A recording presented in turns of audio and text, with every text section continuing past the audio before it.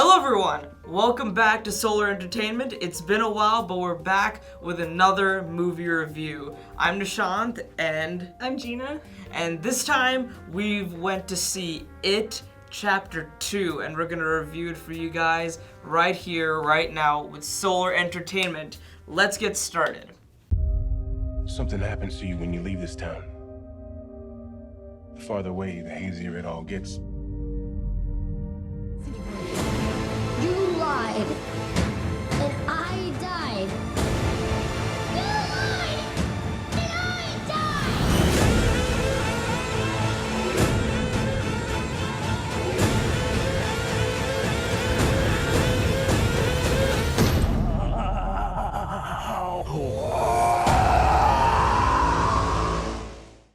So, It Chapter 2 follows the story of the Losers Club. It continues where it started off in It Chapter 1, with the Losers Club defeating Pennywise. 27 years later, Mike Hanlon, who is one of the members of the Losers Club, realizes that things are not so good up in Derry, Maine again, and he concludes that Pennywise is back. So, the Losers Club have to get back together and stop Pennywise 27 years later. So, Gina, what did you like about It Chapter 2? What were the pros that you saw in this movie that stood out to you?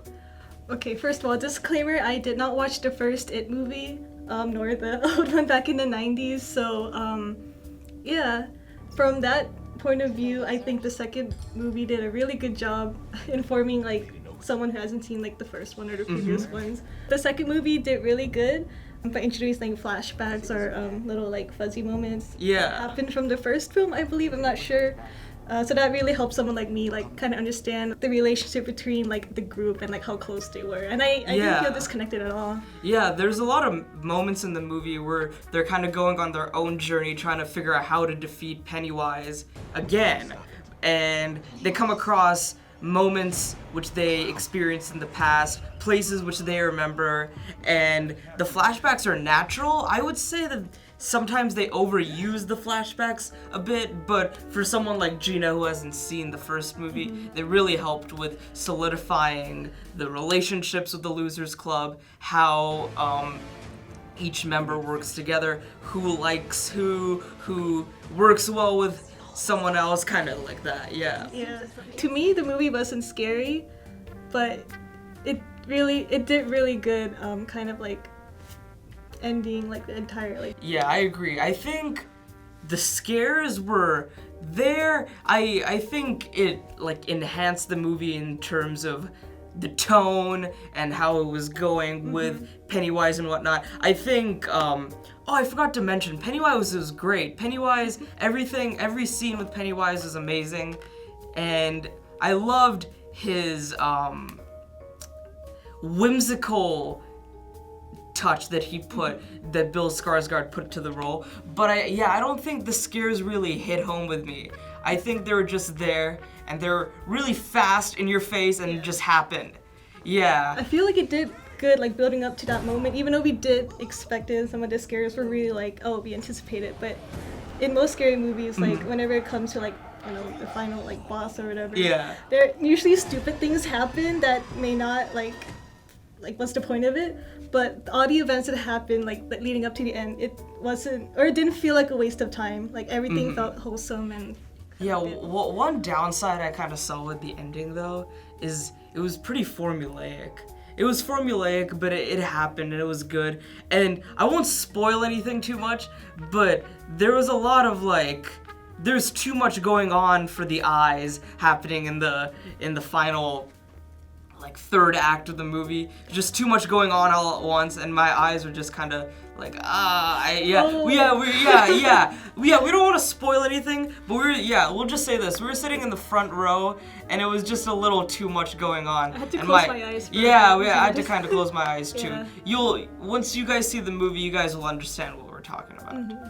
What another thing which I kind of didn't really like so much with the movie is, of course you got your nice relationships with the cast, with each member of the Losers Club, but one thing it was really missing out on is that really good 80s vibe that the first one had. It really felt like Stranger Things. It felt like Stand By Me, all those classic 80s movies. This one never really harkened back to that. Of course, you have the flashbacks, but it just felt a little out of place with what was going on. And I don't know, it was good to see everyone growing up again, but it didn't live up to the charm of seeing the younger kids facing off against this huge monster. I don't know. Another thing I really liked about this movie is the theme of togetherness and sticking together, camaraderie, all that stuff. Because at the very beginning of the movie, they have to kind of reconnect, remember. It's been so long for them. They haven't really stayed in touch. And they now have to fight this, like, monstrosity of a beast, which is Pennywise, yeah.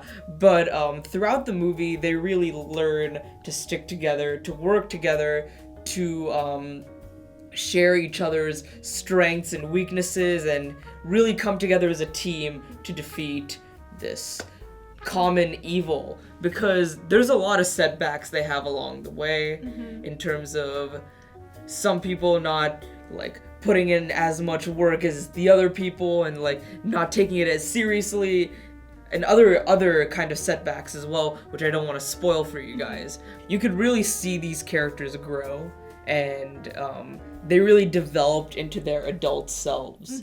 Yeah, I think that was really good, and they still have their like little quirks and small tendencies they had as children, so that like plays a huge role into them working together and coming together to defeat Pennywise. Do you think there was anything missing, like from that ending, like you seeing like the last several?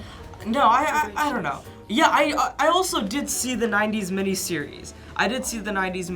And this was pretty faithful to that, but I wouldn't say like exactly the same. I also didn't read the book though. I've never read the book of it, but I've seen the 90s miniseries a while back. I don't really remember it too much, but what I liked about this movie is it kind of did its own thing outside of that.